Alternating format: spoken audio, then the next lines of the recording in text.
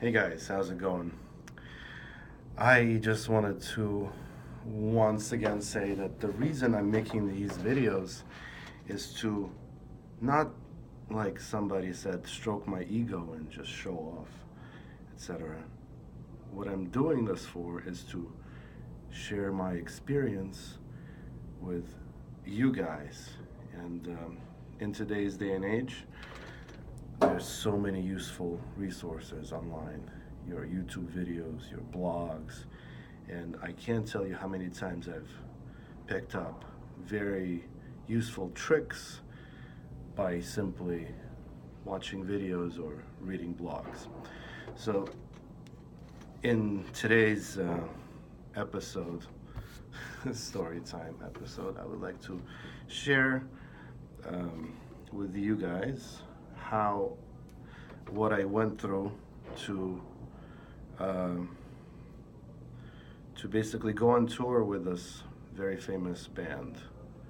The tour uh, finished last week, this this weekend, this past weekend, and I'll tell you a story of how everything kind of came about. So it all started when one day my phone rang and my friend, who who's a sound engineer, called me and just out of the blue asked me if I knew and so and so was the leader of this band.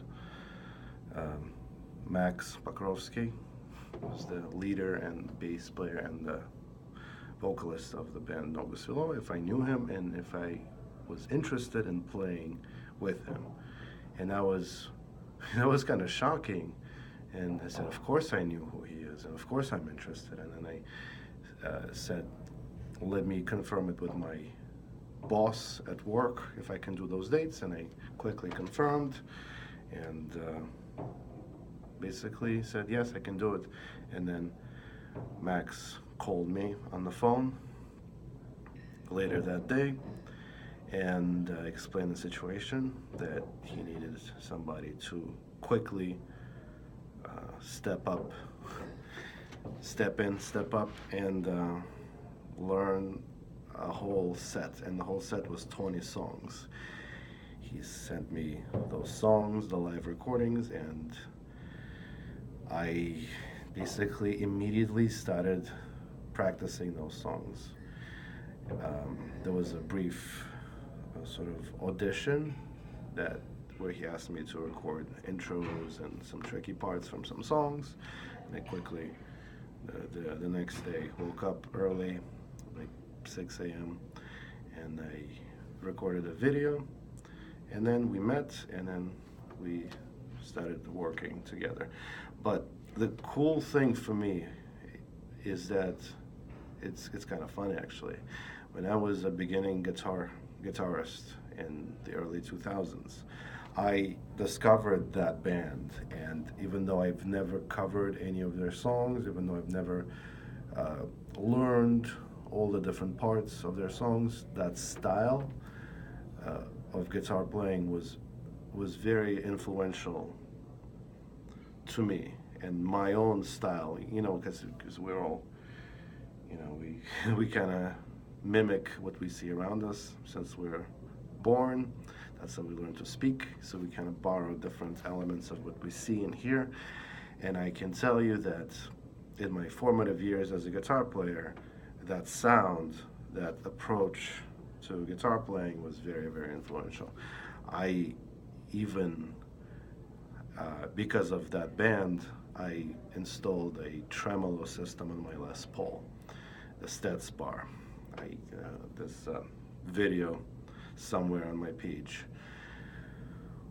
where I demonstrate that thing. But anyway, like because of that band, I was searching for that sound, and I realized that in order for me to mimic that sound, I needed a tremolo bar, and I had a Les Paul, and I put it in. So that's that was very helpful to me. So how I started preparing,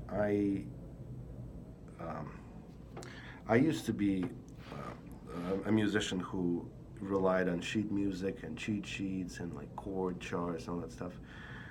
what I realized is that I work best when I just memorize the stuff. And I don't necessarily spend more time learning songs if I need to memorize things.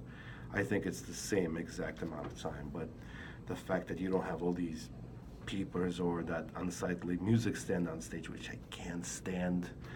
No professional musician should have this visible music stand.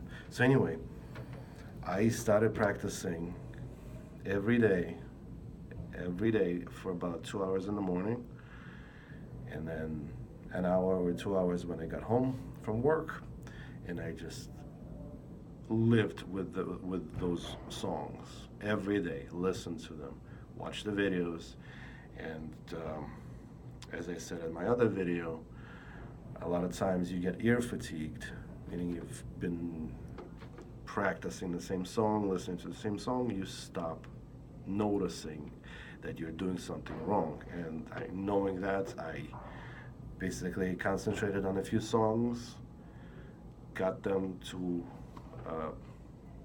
a place where it sounded pretty good to me, and then moved on to the next couple of songs. And then towards the end, I would just run the whole set basically in the morning, just from top to bottom.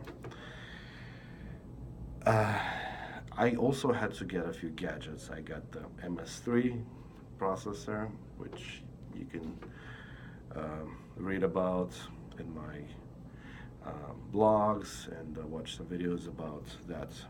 And MS3 was needed because there are a bunch of trick sounds in that band, sounds that I don't ordinarily use, and I just needed a quick kind of way to switch between these different sounds, so I got that.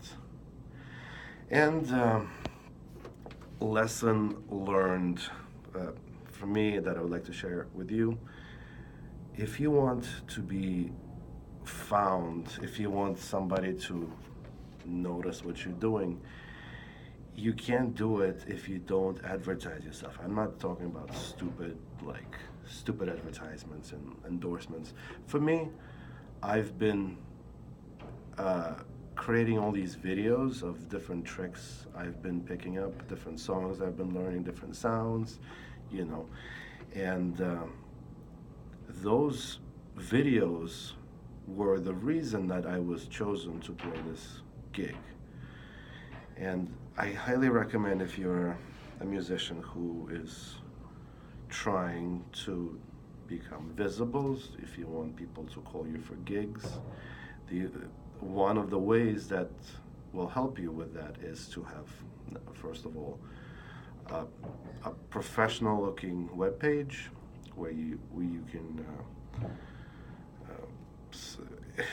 type up your biography. It doesn't need to be like all these like BS kind of endorsements, like voted the most talented guitar player of whatever.